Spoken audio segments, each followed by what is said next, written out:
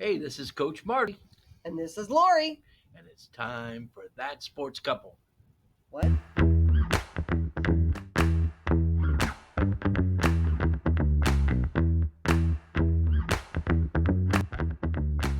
Brought to you by Diamond Distributing. Colonial Exterminating Company, Edward Jones, C. Robert Hemel. Wendy Benedetto, Matter in Blue, Sports Pub, Dusterhand. Adam Roussel, Riverbend, Chiropractic, River Parishes Trophies, The Seafood Pod. Laplace Glassworks. Welcome to That Sports Couple, your favorite podcast with me, the Lori Lyons, the sports writer. That's why it's my favorite. Marty Luquette, the coach. This is our weekly chance to catch up and talk to one another and talk to you about what's happening in the sports world. We finally get a chance to be in the same room together. It's very rare. And we don't even look at each other. We look at you. That is true. Good point. Good point. Our guest today at the tail end of this is the recently retired, the legend, the Louisiana Sports Hall of Famer, Robin Fambrough, who's going to talk about what retirement's been like for the last 2 months. I love it. I'm all for retirement.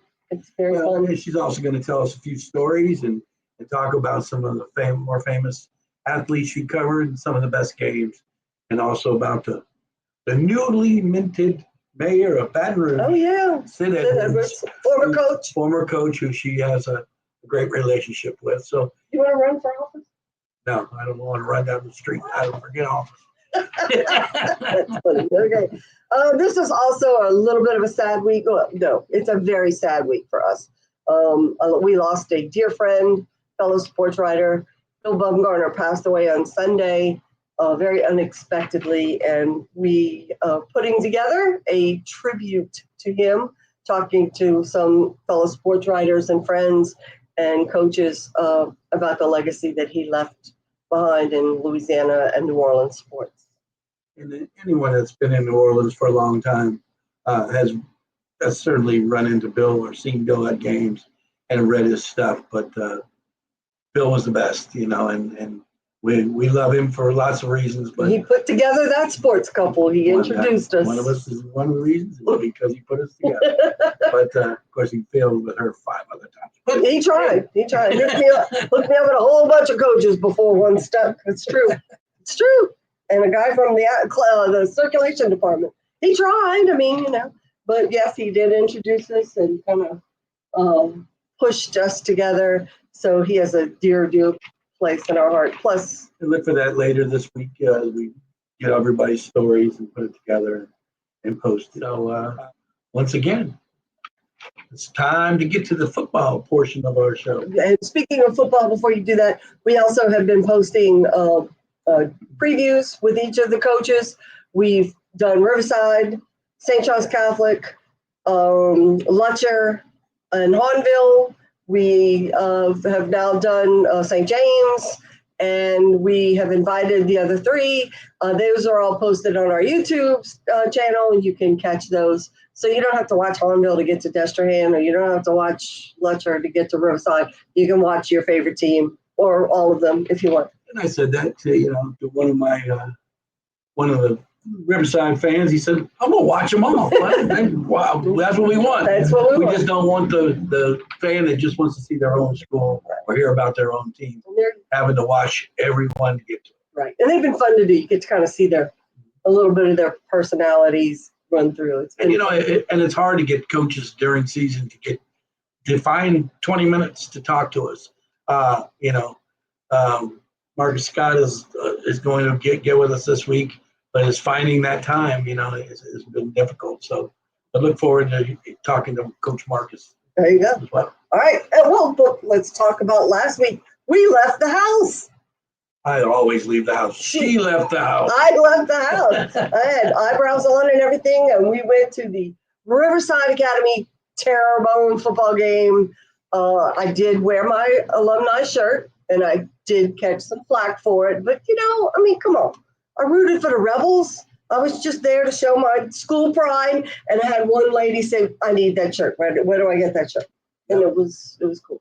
But, over by the concession stand. yeah. One of the Terrebonne fans. Yeah. I need that shirt. Yes. Can I get that? There you go. It put a smile on my face. I just kind of giggled and said, "Oh, cool. She got a reaction. That's Yep. good." See, there's more than one person who went to Terrebonne. And of course it's always great fun to go back to Riverside and go to the 12th man and visit with all the people that help support us. Yes. That love us and care about us and wanted to see us. And Former students, former coworkers. Former students, former co-workers. Riverside alum that have followed the school and been a part, and it was fun seeing everybody. The 12-man spot over there where they're cooking and sitting and visiting is special. Yes. It's unlike anything.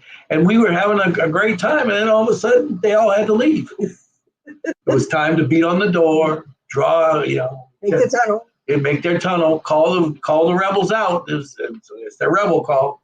They beat on the door until the rebels come out. And if you've heard our interview with Coach Lee Roussel last week, he talks about it at length and about how special it is for the kids and how much they enjoy it. So, it is one of the unique things that they have going there at Riverside Academy. Yep. And then we came home and watched the game on TV with Wade Kaiser and Kenny Berthelot. And it was hot. I'm sorry. It was hot. It was too hot for me to leave the house yet.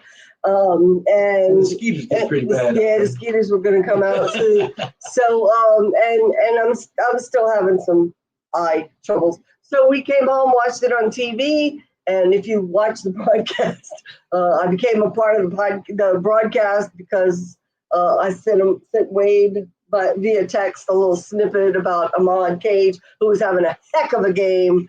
And great player. And he was one of my students in the 6th grade. And I told him, hey, here's something you don't know. Ahmad Cage was in a movie. He was in the 2020 or 2019 movie Wendy. It's a Peter Pan tale. He's one of the Lost Boys. He's in it. He's on IMDb. You can find him.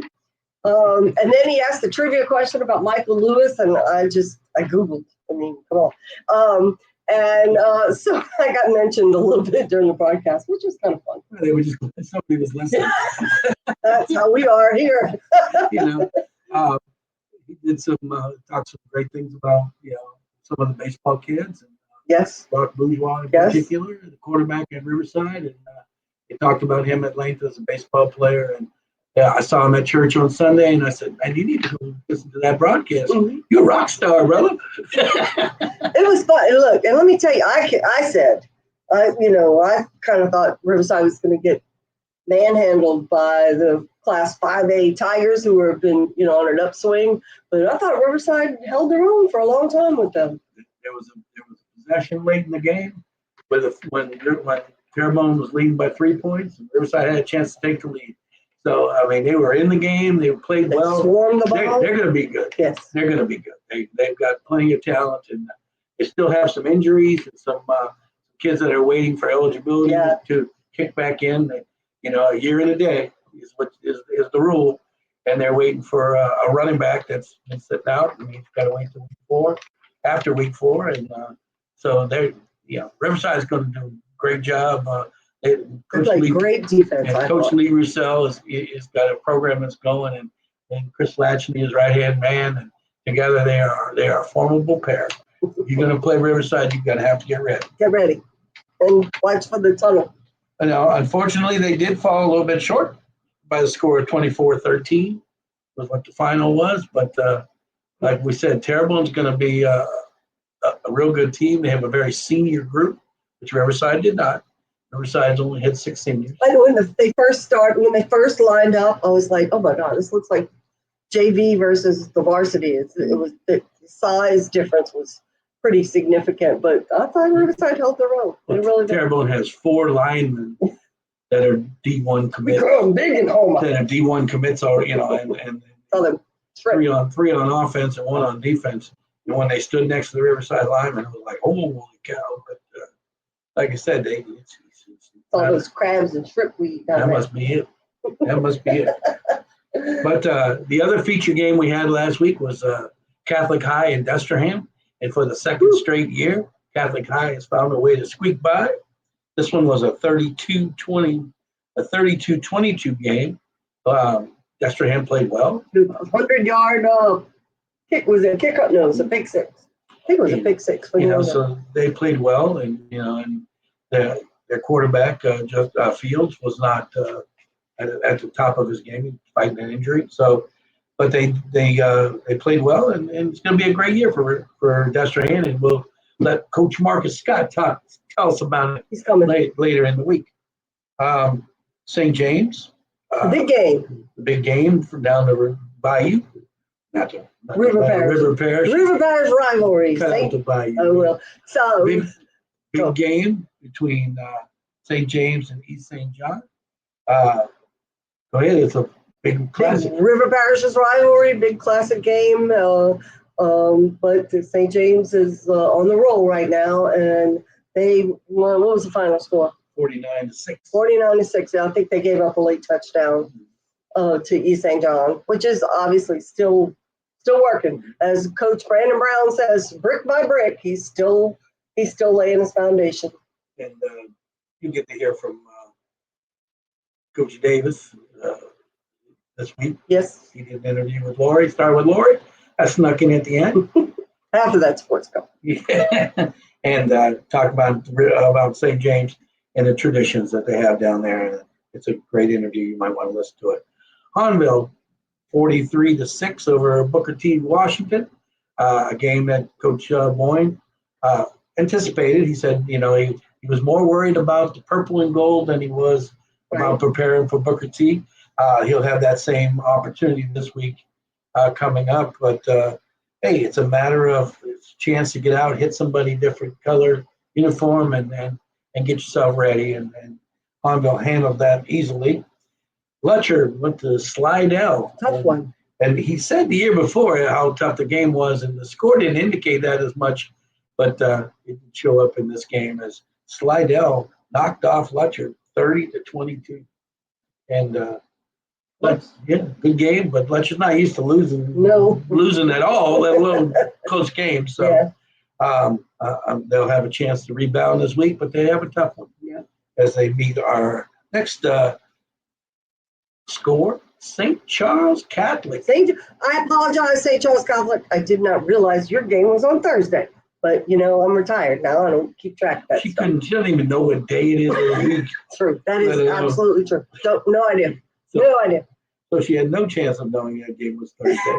Sorry. But, wow, what a score. Ooh, I know, huh? 36-3. The Comets are back, baby. They did really, really well. And I know that everybody was very excited about that one. We talked with Coach Stein last week. Listen to that interview. He plays it pretty close to the vest, considering that his club is really good. Yes, that was a good one. He's got a good team, and he just showed that last year was an exception, not the rule. Exactly. And our last game, last year we didn't even know where Young Audiences was. And did you know that their mascot is the Yaks? Y-A-C, Yaks. Get it? I did not know that. I found that out this week. So they are the Yaks. Mm-hmm. Well, the Yaks prevailed over West St. John 34-32. But it was closer this year than last year. And West St. John is up and coming, and they played well. And, last year, Young Audiences won, 5 games. So it's not like their program. They're on the West Bank. They get the overflow from Shaw and West Jeff and Eric. And they're putting together a program, and I'm excited for them getting started. And West St. John played really, really well, losing only by 2. And I'm sure they'll somewhere in there they could have found a way to win it, and they would have been happy to. But we'll go to this week now. West St. John this week has their hands full. The Railroad Classic. West St. John and St. James, and we'll talk to Coach Levanta Davis, and he said they pulled out the trophy again, and for a while somebody must have put it in a closet or something, but they're going to play for the trophy, and it's at West St. John. The train's going to roll through the end zone. There's going to be wings frying, and it's going to be a River Parishes Classic. Anytime you get to West St. John and the wings are flying. If it was winter, I might go. But we have Riverside's going to make a trip over to Newman, so we're going to find out if Newman's first week was a fluke. Now, I don't think so. I think it had a lot more to do with St. Charles than it did Newman. But we'll see this week when Riverside Academy travels over to Newman. Of course, Lutcher is traveling to St. Charles Catholic. Oh, So that'll be another River Parishes rivalry. And it'll be a classic, I guarantee you. And there have been some heated weeks between those two schools over the years. Play nice, people. And I mentioned Hornbill going to be preparing for themselves this week again, paying more attention to what they saw on film. But they play McMain. McMain lost by 60 this week. So not saying you can't say nothing. No. And then East St. John brings back one of our guys who cut his teeth in the River Parishes, Robert Valdez. Oh, St. Aug. Bringing St. Aug out to play at East St. John this week. And, Robert's doing a great job. Just go for the van. Robert was at West St. John. St. James was at St. James. And now he's been at Skylandville. And then now he's at St. Aug. And he played football for Marty Luquette at Old Perry Walker. He was one of my linemen back in the day, in the late 80s at Old Perry Walker. Taught him everything he knows, doesn't he? Yeah. I hope he forgot all I taught. He's such a nice guy. Because football was a little bit different back then. It was block down, kick out. That's not like they're doing it anymore. But you just don't eat, right? Go eat some more lunch. Robert was great. Robert was a great kid.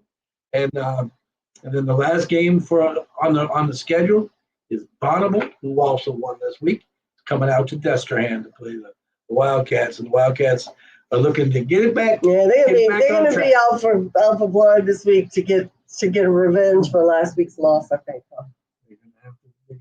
They'll be ready, and there'll be a big home crowd, and they'll be living well back at home here in Destrehan. Destrehan is the best jambalaya, I think. Loved it. Give them that plug. Give them that jambalaya. $5. Hey, I'm not saying that because I go to some of the other places, and I don't know if I've been to a bad jambalaya. No, you had a bad jambalaya. And I'm really not a pastalaya fan, but I always liked Destrehan stuff. Wasn't too spicy. Spicy enough. Home girl. Well, that's this week's schedule. And when we come back from our little promos for our sponsors, we'll talk with Robin Fambrough of the formerly of the Baton Rouge Advocate. Brought to you by Colonial Exterminating Company, a local family-owned company that will help you get rid of your termites, pests, and rodents. They're a Christ-based company looking forward to serving you. Brought to you by Robert Hemel at Edward Jones Investing on Belterre Boulevard in Laplace. Trust Robert with all your investment needs. Brought to you by Laplace Glassworks, your trusted local glass company since 1984. Give us a break. We'll fix it. Welcome back to That Sports Couple with Lori Lyons, the sports writer, and Marty Luquette, the coach. We've updated you on last week's scores, talked about this week's schedule, and there's another kind of a big game on the schedule this week. Marty. Tulane and Duke. Oh, there's so many storylines here. Go. This week with Duke coming over, and they're bringing a familiar face with them. They stole our quarterback a year ago. Yeah. $2 million. They bought him. Yeah, okay. They bought our quarterback for $3 million. Darian Mensah is returning to Tulane. Gilman Stadium. It's going to be a classic. And they're packing the house. They're trying to pack the house. Look, Tulane games are fun. It's like a high school stadium, but better. And you can drink. It's a really fun atmosphere. It really is. There's always something going on. There's never a dull moment. And Tulane is fun to watch.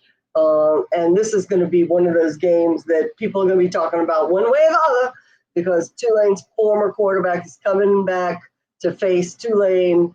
And look, I mean, and Tulane's staff is realist. Coming into the season, they looked at their first 4 games. and Northwestern, South Alabama, Duke, and next week they go to Ole Miss. And they looked at that and said, look, we got to find a way to win, 3 of these games. There's, if we're going to be in the mix at the end and have a chance to get into the playoff, we have to win 3 out of the 4. And so far, they've gotten 2 out of the way. And Rice is. They made me nervous last week, though. It was scary. It was kind of a flat game because they came off of a big win at home.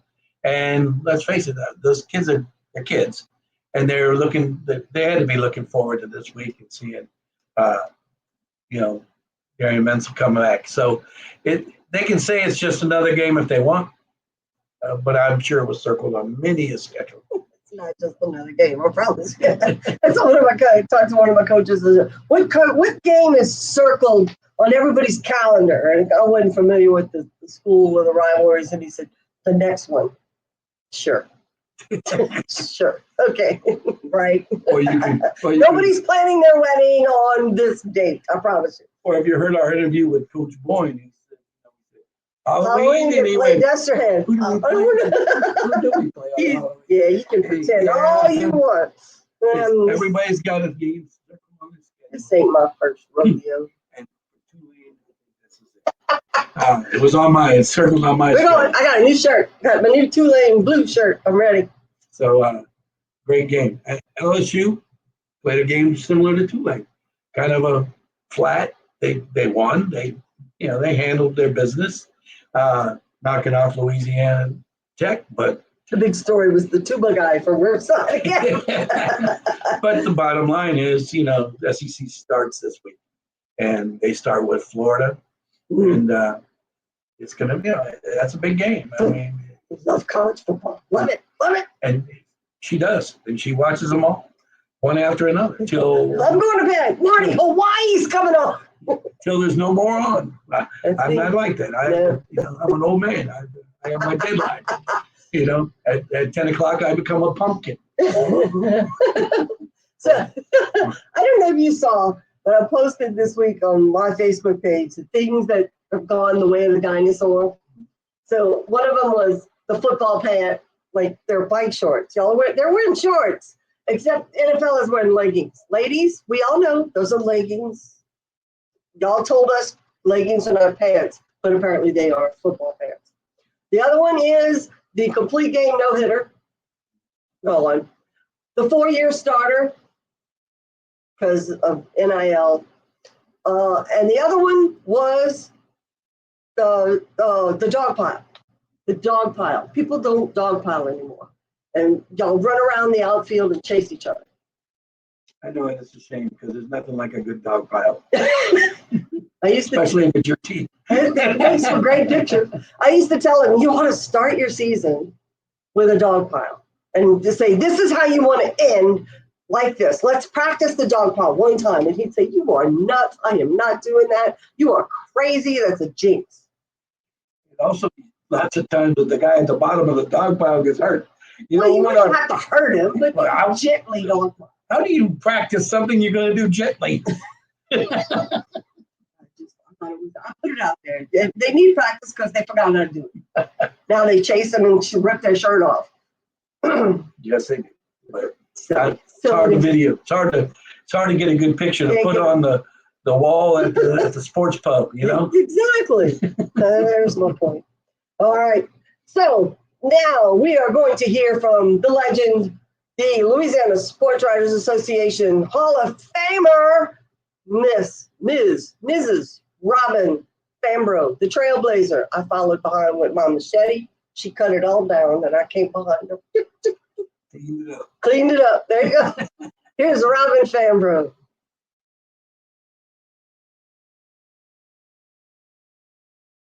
Welcome to That Sports Couple, and today we're joined by the legend herself, Louisiana Sports Hall of Fame sports writer, the trailblazer. I was the machete behind her. Robin Fambrough, the recently retired Robin Fambrough of The Advocate. Woo! Well, thank you very much. And hey, kudos to you because all you have all of those same credentials. Yeah, but I was behind, I was second. I was behind you. I You know. cut the Well, I mean, trail, and I'm a I little came with older, the so I 10 I years. get credit for being older, among other things. Being first. There you go. Yeah, that too, that too. And So now you've retired after how many years?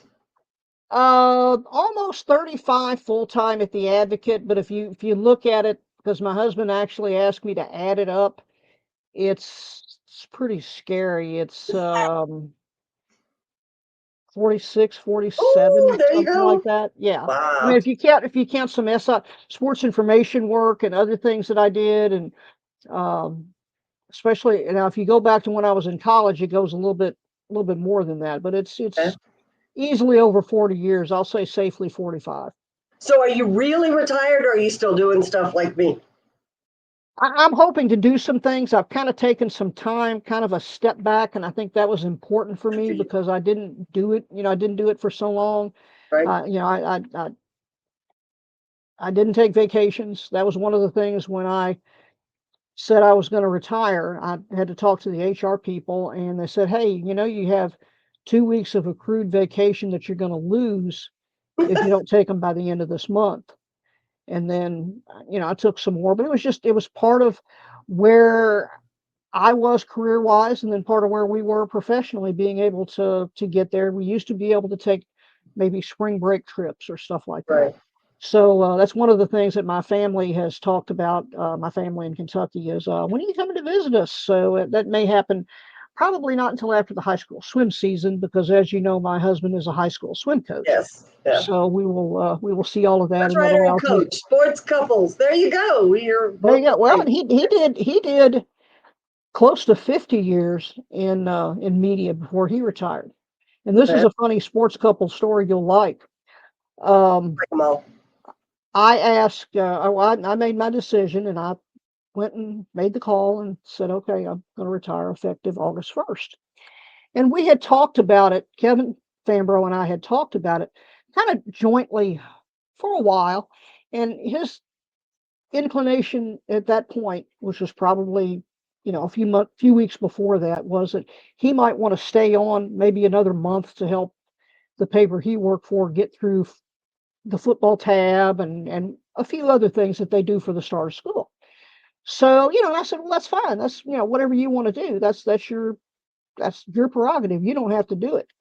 So basically, we never spoke of it again. Well, he says he told me, but he didn't. So on like Monday of my last week, I said, and it was weird because it was also a vacation week. I said, you realize it's official Friday. I'm retired after Friday. And he looked at me and says, yeah, me too. So There you go. there you go. But I So, mean, what and that's been a weird thing to navigate too. Just what trying was to. your first Friday night? What did you do? What did we do last Friday? Your Let's see. first For the Friday last of two football. Fridays, what did we do? I think we were just boring. I think we were at home. I think one night we did go out to eat because he had something he had to do, but we just basically were at home. Um, I, I still want to do some features and some other things, and that's Right. something that we're gonna.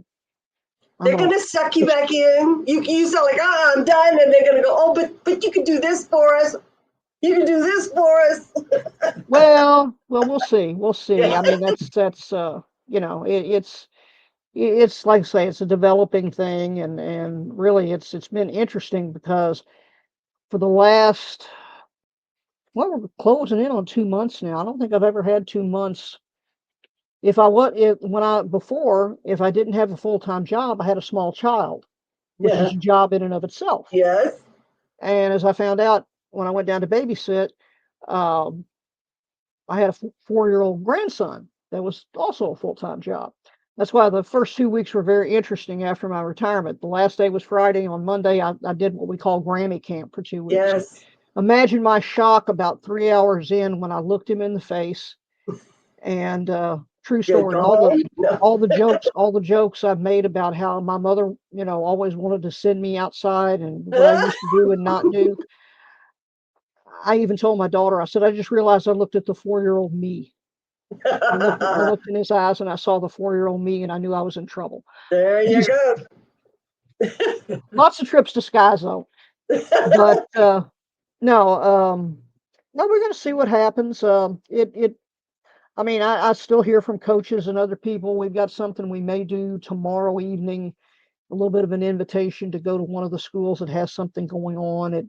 They're doing like a Hall of Fame thing, and Oh, cool. it's one of the really weird connections. And you have these too. Um, it's a player I covered who's being inducted into the Hall of Fame. But my connection to that family goes all the way back to 1979 when I was in Thibodeau as a graduate assistant at Nichols. Um, the father of the player being inducted was the son, the youngest son of a coach at Nichols, who he was the offensive coordinator. He was also the first coach I ever met who had a PhD, Mm. Dr. Glenn Brady, and did a lot of stuff educationally. Both he and his wife did. Glenn has passed away, but his wife is still going strong. Um, but I've had this connection with them because I covered one of the brothers. I knew two of the other three brothers, I believe, that were older. They all played college football, and then Warren is the youngest brother.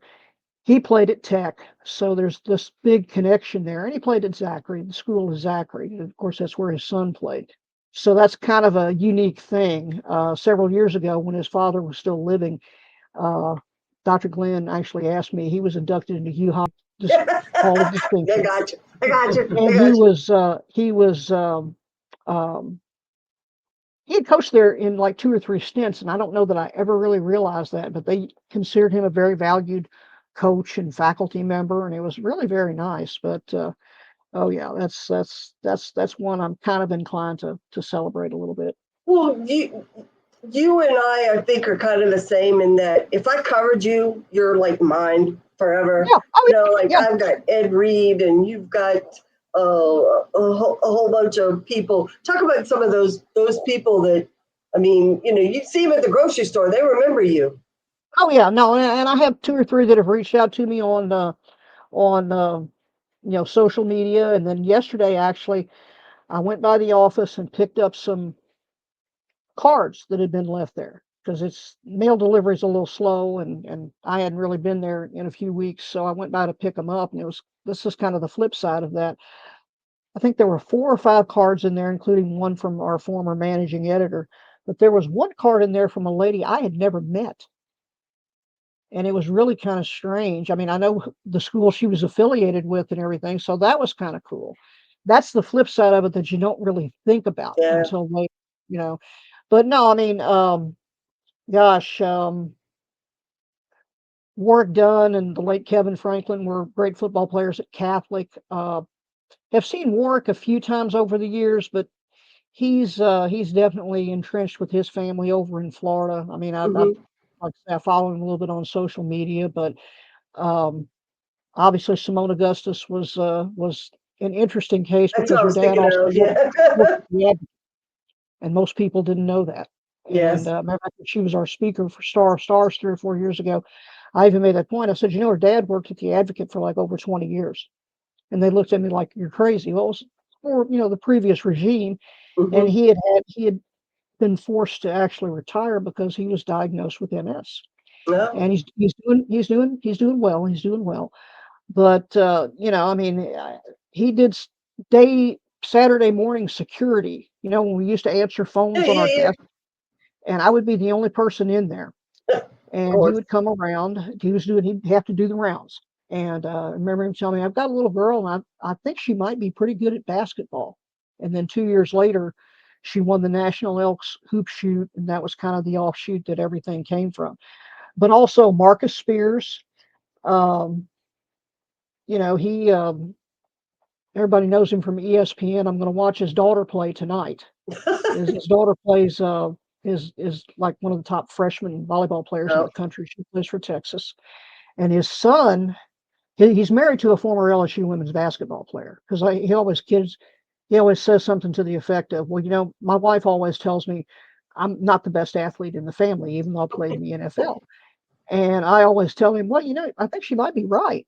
She played 3 years in the WNBA.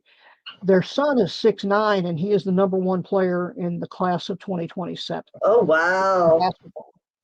And Todd McClure, who's going to be inducted in the Hall of Fame this year, covered both him and his brother Trey. Gosh, I mean, Yeah. so many. A family that I have a great relationship with, Steve and Jan Ripple. They own Crawfish Aquatics, and Shelley Ripple was an All-American swimmer at Stanford. Her sister Kate was a soccer player at LSU. They were both multi-sport athletes in high school, and now their children are all coming up through the ranks. Shelley's got a daughter playing soccer at Kansas and a son who's the starting quarterback at Northwestern State. And and then Kate has two girls that I think they're 10 months apart in age, can't believe this. I think they're maybe sophomore and junior now. That's pretty scary for me because I've seen them since they were little, but they're two of the best distance runners around. Exactly. And it all just kind of seems to come full circle, and that's kind of the neat part of going to some of these events. That hey, do you remember me? Yeah, and usually I do, because there's sometimes you do and sometimes you don't. Right. But just a lot of great people. John Simon, who played at Southern Lab a little bit after Marcus Spears, is now the coach at Huntington and Shreveport. And he played matter of fact, he's Mr. Athlete. He's the reason why we have athlete on the All-State team. He led okay. Southern Lab to the state championship in '96. And that was like a double overtime game with district rival Kentwood. And he played defensive back, he played wide receiver, he played running back, he returned kicks. And I think he scored 3 different ways in that game. And when it came time to pick All-State, because his numbers were all over the place, it was deemed that he didn't have good enough numbers in one place or another. So I was like, hey, we're going to do, and he knows that. I've told him, I said, hey, you're Mr. Athlete, right? That's cool. Now he's the head coach in Shreveport. There you go.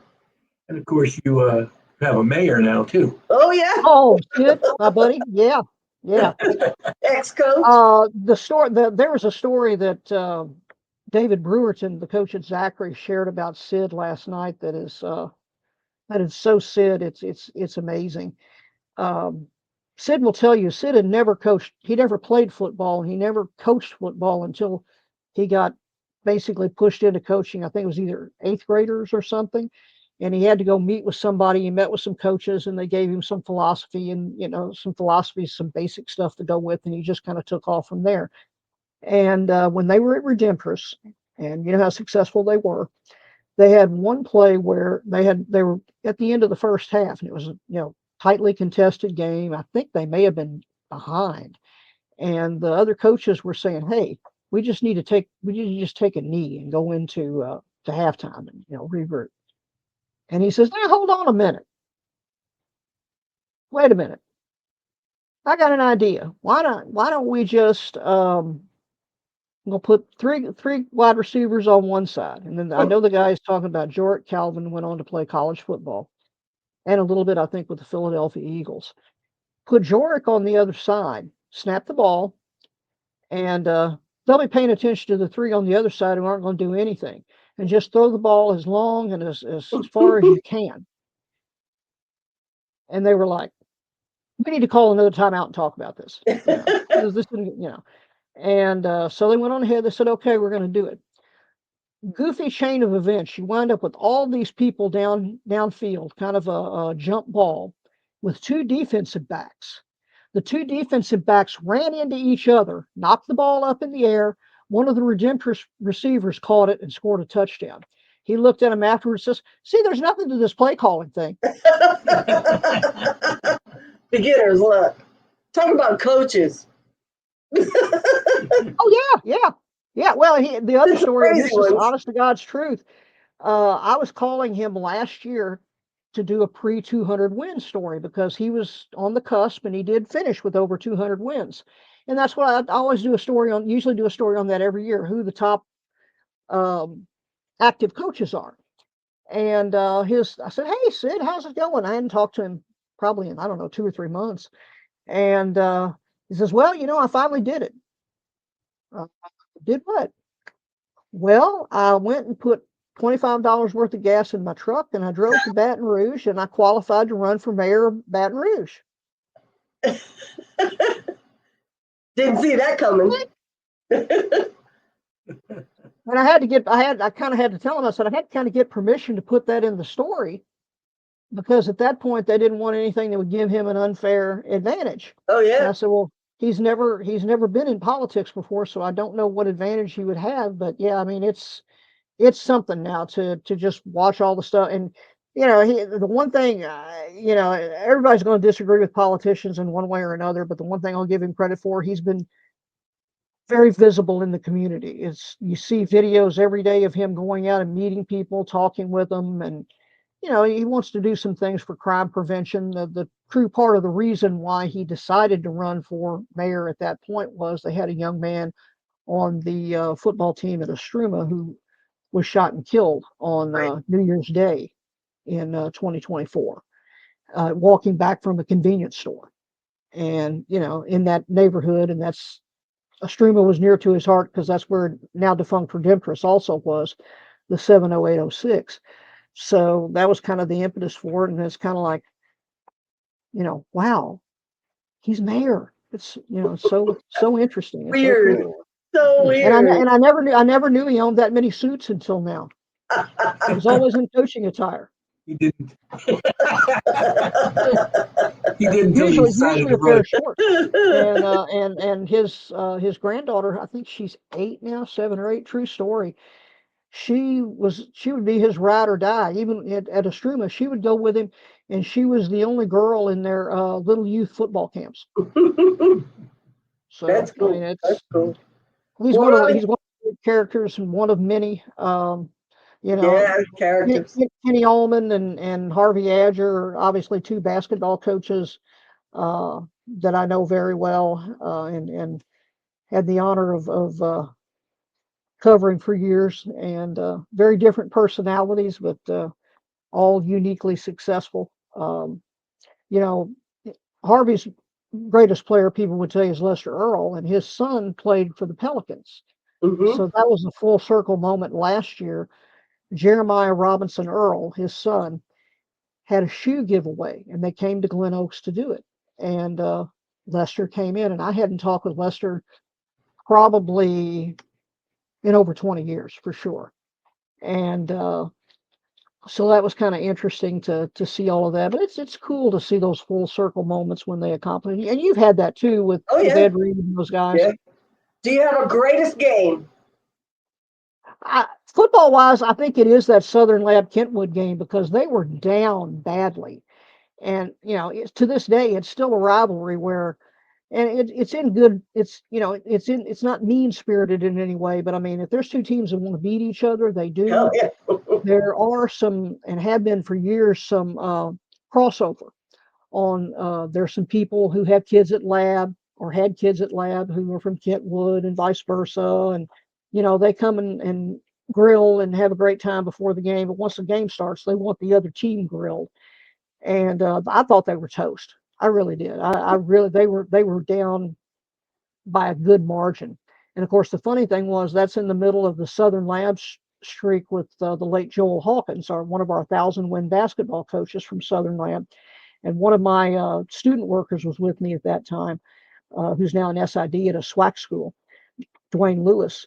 And I didn't notice it. I was watching actually on the field. He punches me on the shoulder. He says, "They got this." This is like, I guess, toward the end of the third quarter. I said, "What do you mean they got this?" He says, "Look who they were." The basketball team had been at a tournament that morning, and this was like late afternoon. He says, "Look who just showed up on the sideline." They said, "With him on the sideline, they're unbeatable." I said, "Okay, if you want to say so." And then they came back and won it in overtime. So I mean, that was incredible. The shot, and of course, it beat one of my teams 2 years ago with the girl Chloe Larry from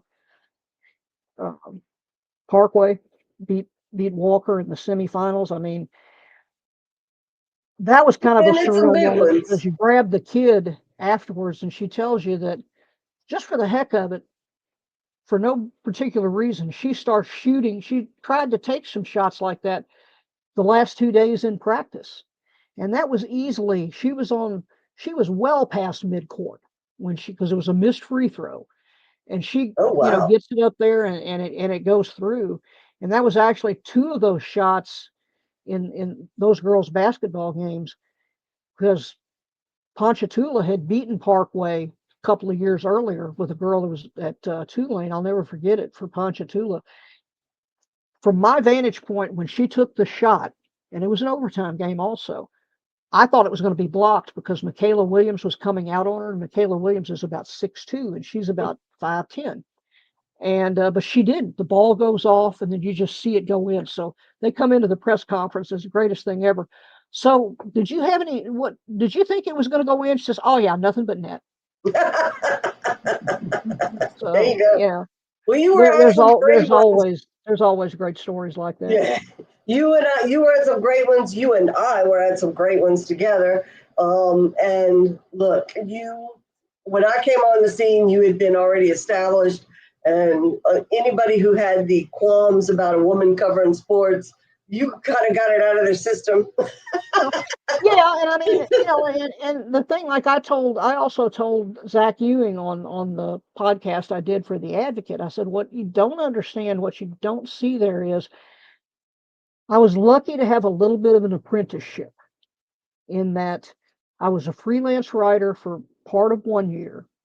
And then the first year that I came on board, I was technically supposed to work the desk. You want to talk about somebody who was cast in a incorrect role? That was it. But they moved me over to do other things and wound up to basically kind of being a general assignment writer, where I might be at LSU doing something for, oh, I don't know, gymnastics or track or whatever.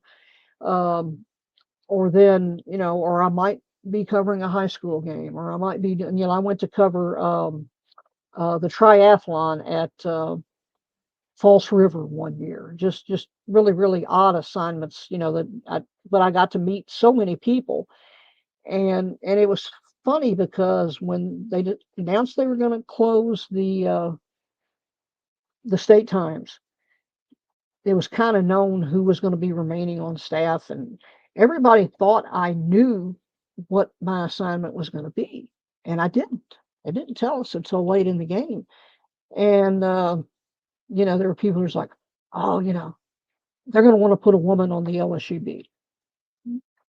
I don't know about that. But as I also told them, that it was the greatest gift for me because it allowed me at that time with a small child. I Sure. didn't have to miss as much. If you're on the road, you're covering a college or a Right. professional team, you miss a lot. And I was able to take her with me to a lot of things. I And did too.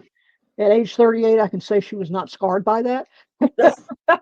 Laura has wonderful memory. She had a pretty cool upbringing, meeting a bunch of great people. Yeah. And but I didn't miss a lot. We were fortunate to have a babysitter next door at the time. There was an empty lot between us. Whenever one of us would come home, whoever got home first, go over there and pick her up, and she'd get up and go to school the next day. I really actually didn't miss that much as a lot of people do. Right. So I'm thankful for that, because they said, but you didn't want to do other things. I said, never really thought about it. I was happy with what I did, and it gave me the chance to have the life that I needed to have with my family. Exactly. Yeah. I like the high schools. I mean, they were It's the last easy. pure form of sports that's Absolutely. left. They were easy to talk to, easy to access. I mean, you got to go through red tape to get a professional athlete on the phone or anything. Even the ones we Well, know. I approach this too on the college and pro level, and it's even worse now with social media and everything else. People think that you have an agenda, Oh, I even know. if you're asking a simple question. I know. You don't Well, to have get you. people on the high school level, for the most part. There are some exceptions.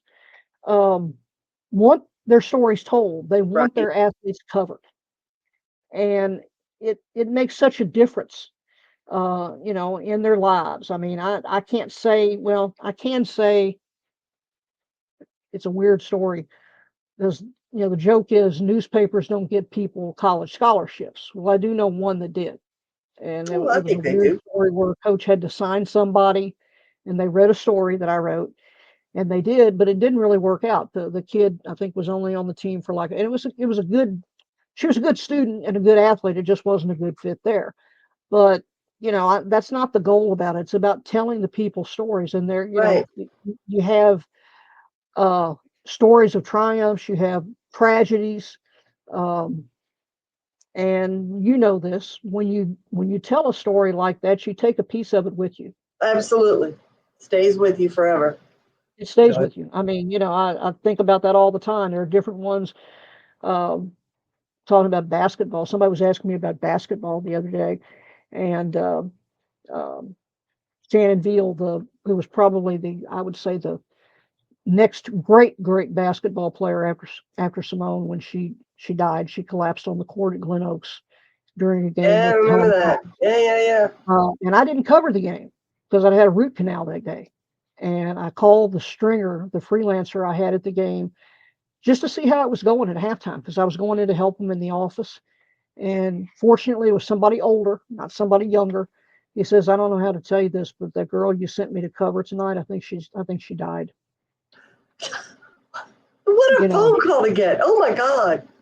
and Oh, I think she's dead, because the EMS was still there, and that was hypertrophic cardiomyopathy, like yeah. Grant Hyman. I mean, Right.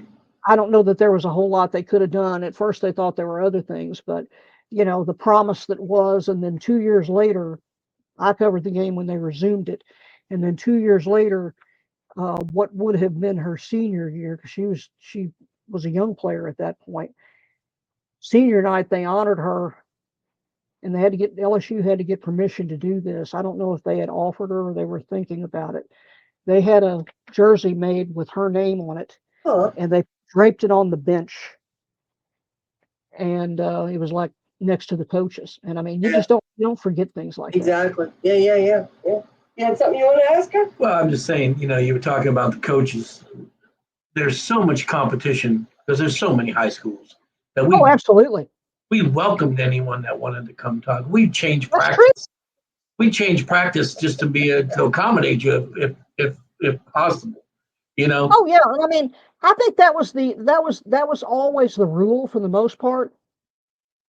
Thinking back on it now, over you know 34 plus years, 35 years, I can only think of one time, and it wasn't me, it was a photographer we sent out to take pictures to go with the story. I don't even remember whether I was doing a story. I'm not going to name the school.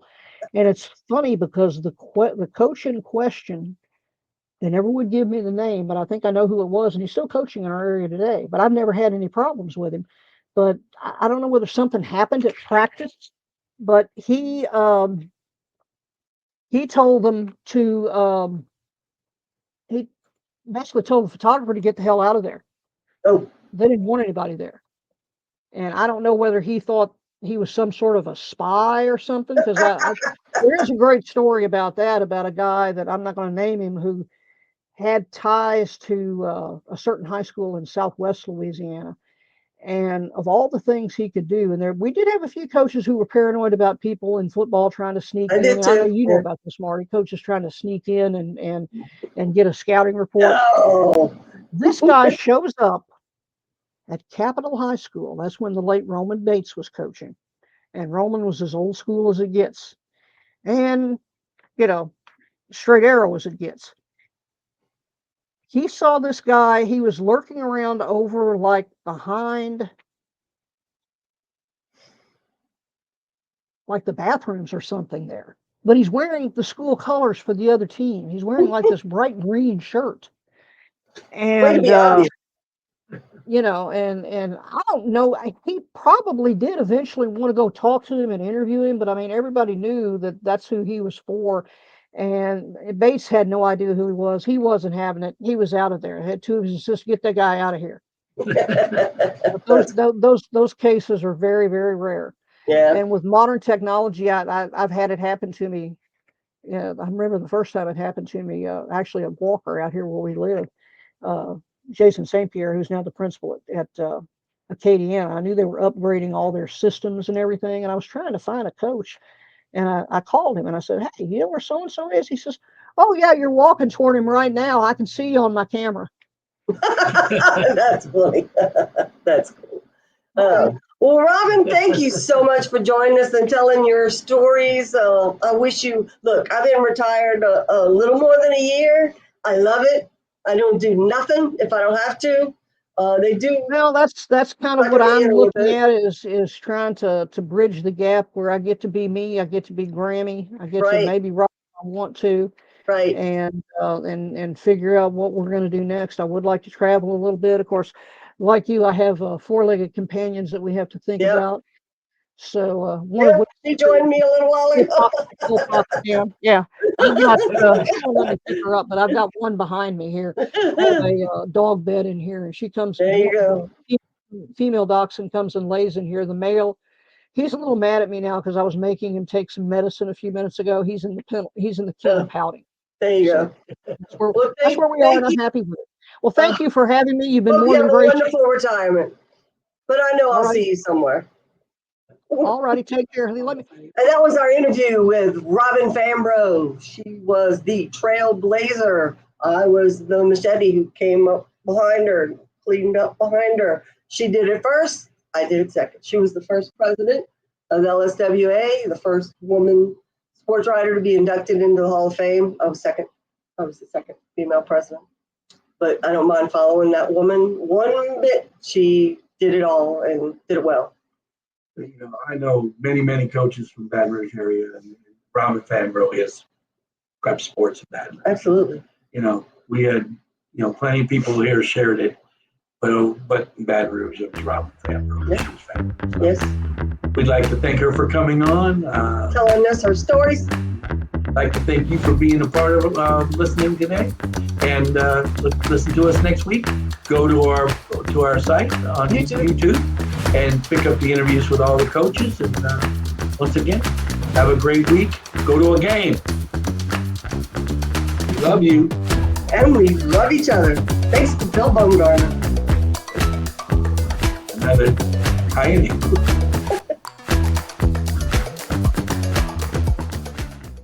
Go ahead. Hey, Marty. Yeah, Lord. Why was Cinderella a lousy football player?